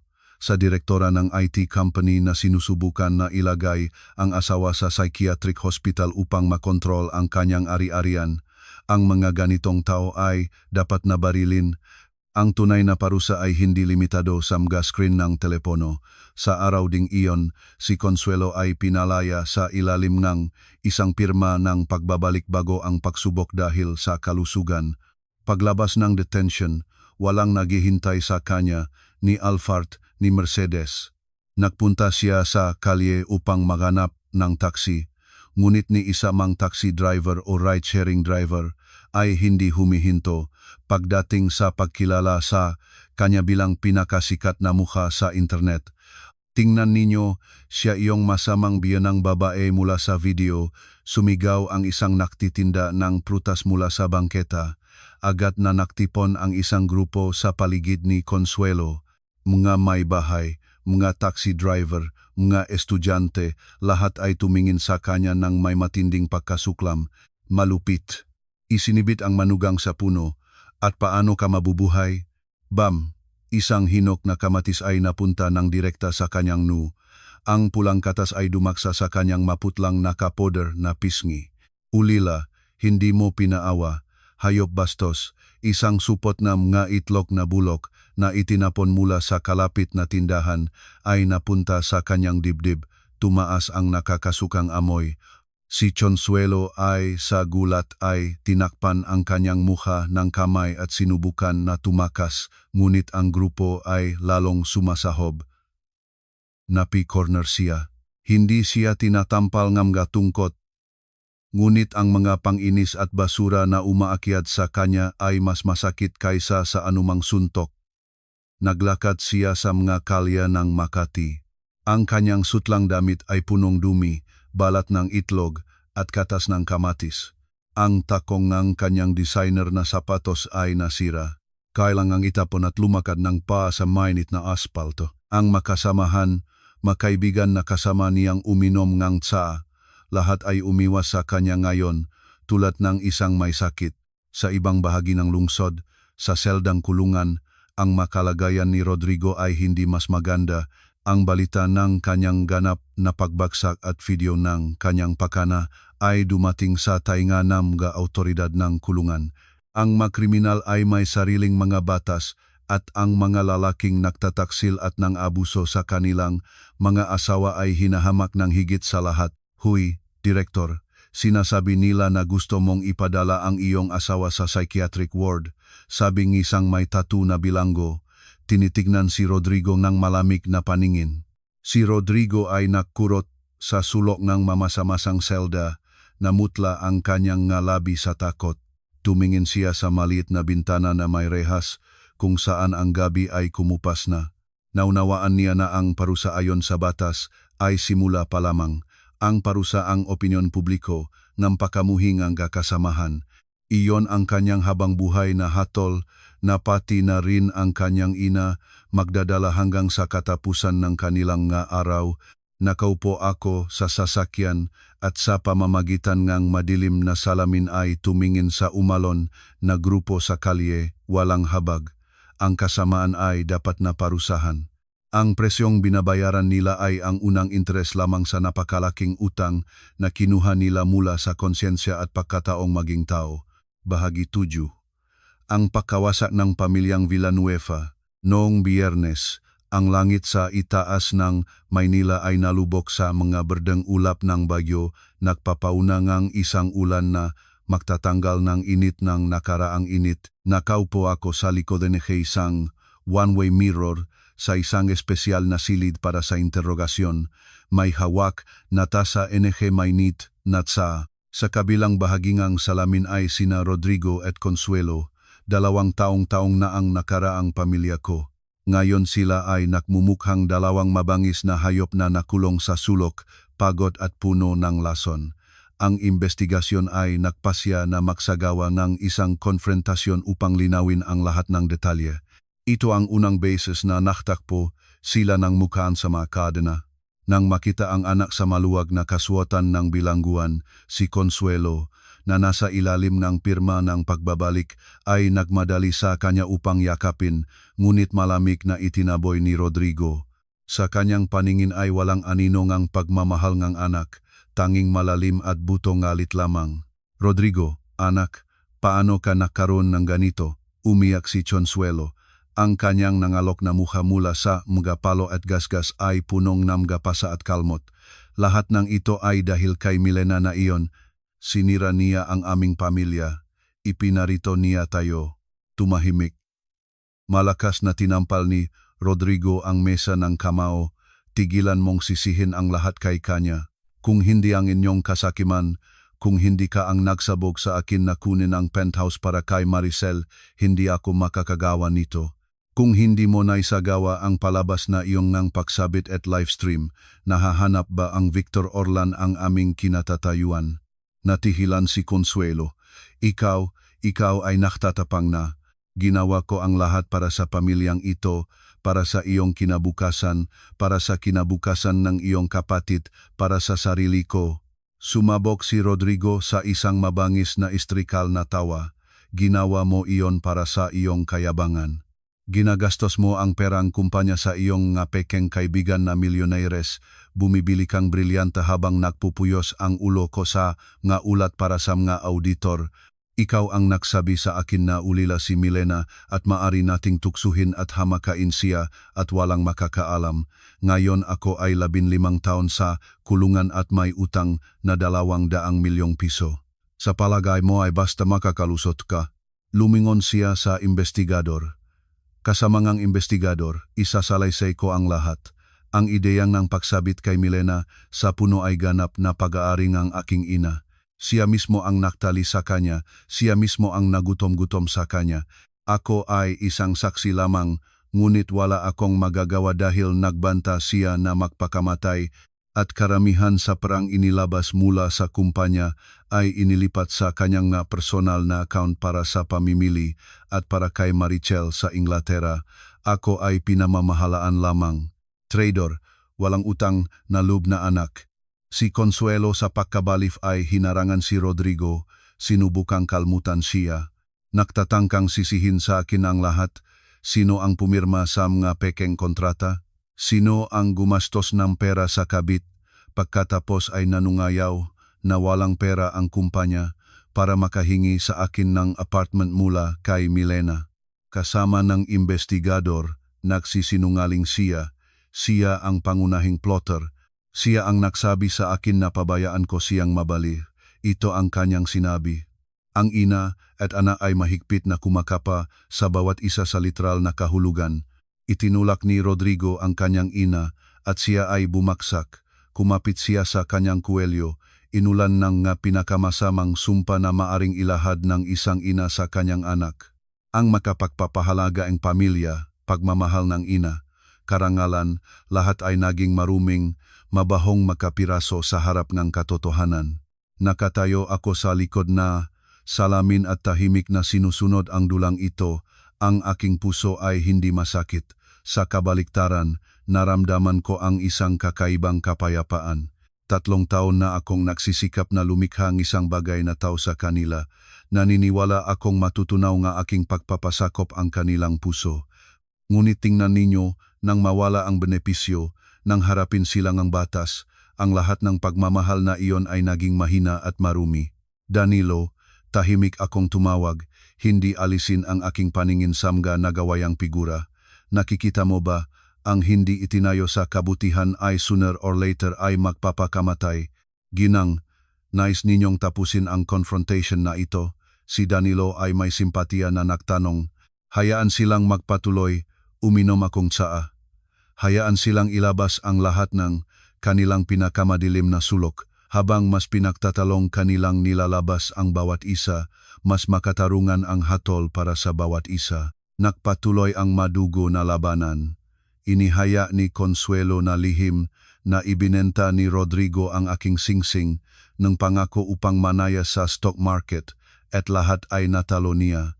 Ibinunyag naman ni Rodrigo kung paano ninakaw ni Consuelo ang mga donasyon mula sa simbahan upang manaya sa kasino. Ang mga pinakamadumi nilang sikreto ay ibinunga palabas sa isang pagtatangkang dalhin ang bawat isa sa ilalim. Tahimik na ngumiti, bukas ang matestimonyang ito ay maging batayan ng opisyal na ulat. Ang utang ni Rodrigo na 200 milyong piso ay hindi babayaran ng sinuman para sa kanya at para kay Consuelo ay walang maiwang paraan mula sa mga akusasyon ng pag-organisa ng tortura at pagbebenta ng ninakaw. Ang ulan sa labas ay bumuhos sa wakas, tinatanggal ang alikabok mula sa lungsod, ngunit ang mabatik sa kaluluwa ng pamilyang ito ay marahil ay hindi matanggal kahit ng karagatan. Tumayo ako. Inaayos ang aking Amerikana. Ang legal na labanan ay papalapit na sa katapusan, ngunit mayroon pa akong isang bagay na gagawin, gibayin ang mansyon sa Dasmariñas Village, ang lugar na naktatago nga mga pinakamasamang alaala sa aking buhay. Bahagi 8, ang paghatol at ang muling pagsilang. 1 buwan pagkatapos ngang makapalang maakusasyon sa pagtatanong sa Regional Trial Court ng Makati ay naganap ang unang pagdinig sa kasongang pandaraya, sadyang pag-abuso sa kalusugan at pag-aringa-ariarian. Ang umaga ay kulay abo. Ambon ang ulan na tila sinusubukan na tanggalin ang dumi ng 3 taong dramang ito ng pamilya. Nakaupo ako sa bangko nga biktima sa isang puting kasuotan. Ang buhok ay nakaayos sa isang eleganteng bun at mahinahon na sinusunod ang nangyayari. Sa kabilang panig, sa bangko nga akusado, si Rodrigo at Consuelo ay nagmumukang naganda 10 taon. Si Rodrigo ay pumayat. Ang kanyang pisngi ay lumulubog. Ang maluwag na kasuotan ng bilangguan ay tila sinisipsip ang dating maningning na direktor. Si Consuelo ay nawala ang lahat ng glamour ng sosyedad. Ang kanyang mukha ay nangitim at sa mga mata ay nanigas ang takot at kahihiyan. Inihayag ng korte ang hatol. Si Rodrigo Villanueva, 15 taon na pagkakabilanggo sa pandaraya, pagnanakaw sa espesyal na malaking halaga at pakikilahok sa pinsala sa kalusugan. Ang kanyang utang na 200 milyong piso at lahat ng kanyang ari-arian ay nasakmit para sa pagbabayad ng pinsala. Si Consuelo Villanueva, 6 na taon na pagkakabilanggo bilang tagapag-organisa ng ilegal na pagpigil at pagpapahirap, gayon din para sa pagbebenta ng ninakaw. Nang ang martilyo nga hustisya ay tumunog, tapusin ang sesyon, si Rodrigo ay bumaksak sa bangko, tinakpan ang kanyang mukha ng kamay at umiyak. Si Consuelo ay sumigaw at nawalan ng malay. Tumayo ako, tumango sa korte at lumabas, hindi man nagbibigay nga kahit isang sulyap ng habag na isakatuparan na ang katarungan. Ngayon ay dumating na ang oras para sa aking sariling hatol. Sa araw ding iyon, pumunta ako kasama si Danilo at isang kolumnangang mga kagamitan sa pagtatayo sa mansyon sa Dasmariñas Village. Ang bahay na ito, na minsan ko ay tinatawag na sarili ko, kung saan nakatayo ang punong iyon ng akasya na nakakita nga aking maluha at dugo, ay ngayon ay tahimik at malamig tulad ng isang inabandonang libingan. Sa aking utos, lahat ng bagay na pagmamay-ari ng pamilyang Villanueva, mula sa designer na damit hanggang sa mga murang florera na ipinagpapanggap ni Consuelo na mga antigo, ay itinapon sa bangketa. Nagalat sila sa lupa tulad ng isang tambak ng industrial na basura. Si Consuelo na nakabawi mula sa pagkahimatay pagkatapos ng hukuman ay pinahintulutan na kunin ang kanyang personal na bagay sa ilalim ng pangangasiwa ng pulis at aking mga guwardiya. Nilapitan niya ang pintuan at nakita ang tanawin na ito ay naglabas ng isang mabangis na ungal. Milena, ikaw ay isang diablo. Paano mo nanggas na itapon ang aking magagamit sa kalye? Ito ay pawis at dugo enye pamilyang Villanueva. Nagmadali siya sa isang bag na nagkalat sa lupa, ngunit hinarangan siya ni Danilo. Lumabas ako sa armored na sasakyan. Ang hangin mula sa Maynila Bay ay nagpapalon ng mga jilid ng aking balabal. Tumingin ako sa kanyang isang malamig na paningin, tulad ng isang taglamig na lawa, pawis at dugo. Mali kayo. Ito ay ang aking dugo at luha, ang luha ng mga kasambahay na inyong tinatampal at ng mga shareholder na niloko ng inyong anak. Sa tambak ng basura na ito ay walang kahit isang sentimong matuwid na kinita ng inyong pamilya. Tumingin si Consuelo sa akin, ang kanyang labi ay nanginginig.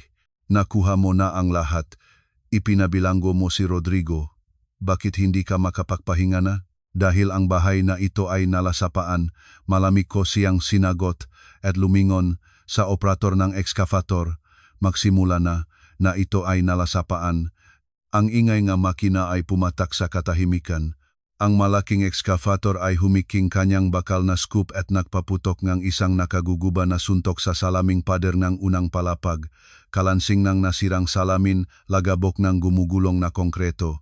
Natulala si Consuelo. Ang kanyang mga mata ay lumabas mula sa mga eye socket. Tinitignan ang mansyon na nakakahalaga ng 10 milyong dolyar, ang kanyang pangarap ng isang maluho na buhay na nangguguhong sa harap ng kanyang mga mata. Pangalawa, ikatlong palapag. Ang mga maluho na kwarto, mga kristal na parol, lahat ay naging mga graba at alikabok. Huvak, huminto, akin, lahat na ito ay akin. Si Consuelo sa pagkabalif ay nakmadali sa makakuho, ngunit pinihilan siya ng kapulis. Ang pagkabigla mula sa pakawala ay napakalaki kaya naman hindi makatiis ang kanyang isip. Nagsimula siyang ngumiti, pagkatapos ay nakakatakot na tumawa. Kumukuha nga mapirasong tisa at inipit ang mga ito sa kanyang dibdib. Ginto. Ang aking ginto. Rodrigo, natuklasan ni nanay ang ginto. Natawa siya, nakdidilik ng dumi at luha sa kanyang mukha. Ang kanyang mata ay nawala ang focus. Nang makita ang pisikal na pagguho ng kanyang pangarap, si Consuelo ay ganap na nasisira ang utak. Tumingin ako sa maguho.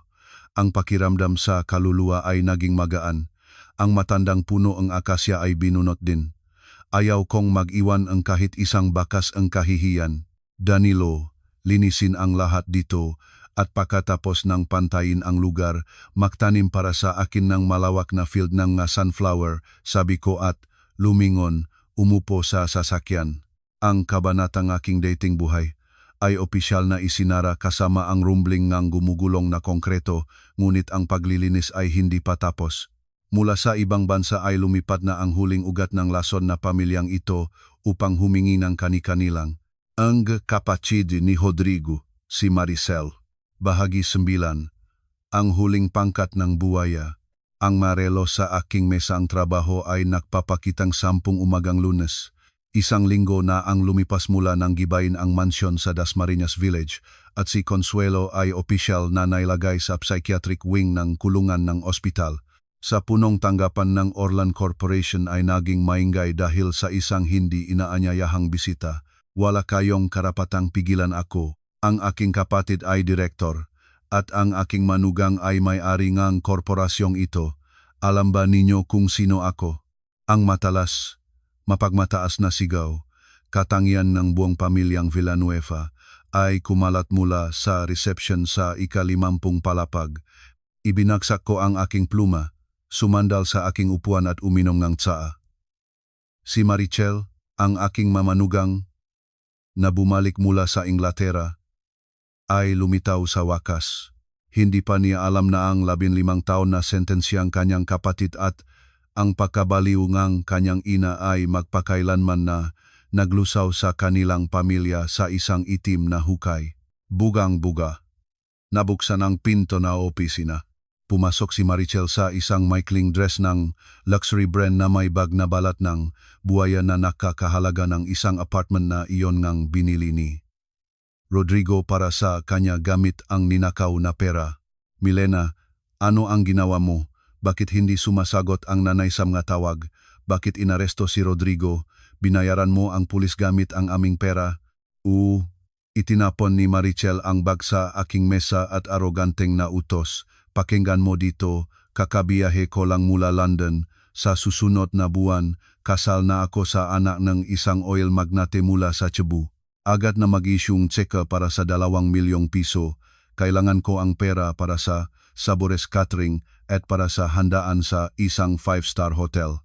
Kung hindi, sasabihin ko kay Rodrigo na agad kang idiborsyo at itapon ka sa kalye. Hindi ako nagalit. Natawa ako. Ang kanyang bulag na kayabangan ay perpektong manamula kay Consuelo. 2 milyong piso. Dahan-dahan kong binahagi ang pahina sa folder. Maricel, 3 taon kang nag-aral sa Inglaterra. Dapat kang medyo pamilyar sa internasyonal na batas at pananalapi. Tama ba? Alam mo kung saan kinukuha ng iyong kapatid ang 500,000 piso bawat buwan upang ipadala sa iyo?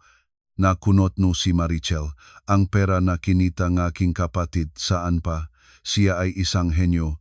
Para sa kanya ang pera ay tubig at ikaw ay isang ulila lamang na mapalad na pumasok sa aming pamilya. Anong karapatang mo na magtanong? Henyo. Ngumit ng mapot at inilipat sa kanyang screen na aking computer. Ito ang audit report na tinipon ni Danilo sa Inglaterra. Sabihin mo sa akin, ano ang tunay na kinakatawan ng iyong prestihiyosong pag-aral? Sa loob ng 3 taon, ni isang beses ay hindi ka pumunta sa mga lektura. Ginagastos mo ang pera ng kapatid sa pagpapanatili ng gigolo mula sa mga klub sa Soho. Naglaro ka sa gambling at kahit na gumamit ng droga sa iyong apartment sa Kensington. Nagsimulang magbago ang mukha ni Maricel. Mula sa mamong naging puti, pagkatapos ay naging mapula.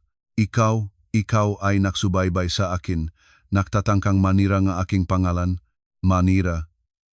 Binuksan ko ang video.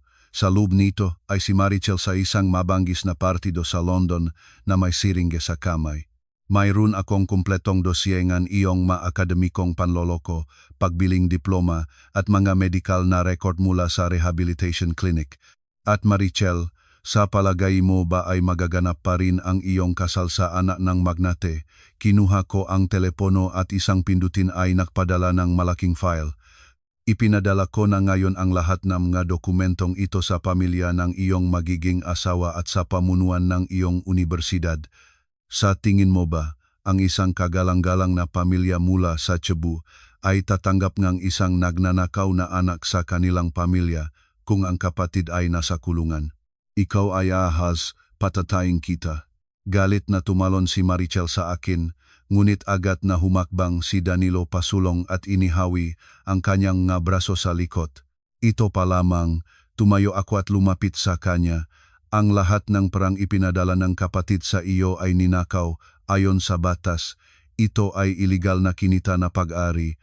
Nagsampa na akong kahilingan para sa pagkumpiska. Ang apartment sa Inglaterra ay nakaselyo na. Ang bag na hawak mo, ang damit na suot mo, lahat ay itatanggal para sa pagbabayad ng nga utang sa mga shareholder. Sa ngayon isa kang kasabwat at may solidong pananagutan sa mga utang ng iyong kapatid na nakakahalaga ng 100 milyong piso. Bumagsak si Marichel sa sahig. Ang mahal na bag ay nahulog mula sa kanyang kamay tulad ng basura. Ang lahat ng kanyang pagmamalaki ay biglang naging abo sa isang sandali. Sa sandaling ito, tumunog ang kanyang telepono. Mula sa tubo ay dumating ang galit na sigaw ng kanyang kasintahan. Ikaw ay isang manloloko. Ang buong pamilya mo ay mga kriminal. Ang kasal ay nakansela. Huwag kang lumitaw sa Cebu. Natigilan si Marichel. Nawala ang pangako. Madilim ang kinabukasan. Napakalaking utang. Biglang naunawaan niya na nang wala ang maruming perang kapatid siya ay wala. Milena, nagmamakaawa ako sa iyo, pakiusap ko sa iyo. Gumapang siya patungo sa akin. Kumapit sa aking pantalon. Mali ako. Itong nanay ang nagturo sa akin. Sinabi niya sa akin na dapat akong hamakain ka para matakot ka. Bigyan mo akong kahit 1 milyong piso para makaalis ako. Ayaw kong mapunta sa kulungan.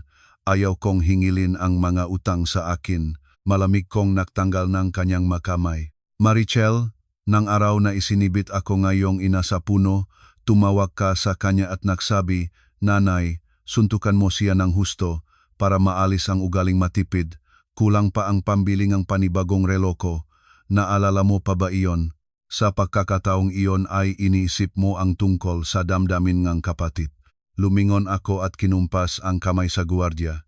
Ilabas siya at ibigay sa pulis na naghihintay sa ibaba. Akusasyon, pakikilahok sa pagnanakaw at paggamit ng mga bawal na bagay.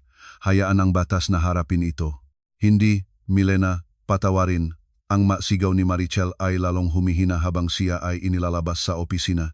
Sa koridor ng ika-50 palapag ay muling nahari ang maringal na katahimikan. Ang huling pirasong kayabangan ng pamilyang Villanueva ay nabigo. Inilabas ang mga nalalabingang bulok na pamilya sa pinakailalim na kahihiyan. Nakatayo ako sa panoramic window, tinitignan ang maliwanag na mga kalye ng Maynila. Ang langit ngayon ay malinaw, walang kahit isang madilim na ulap mula sa nakaraan. Lumipas na ang bagyo at handa na akong alisin ang mga huling piraso sa aking bukas na pagbisita sa kulungan.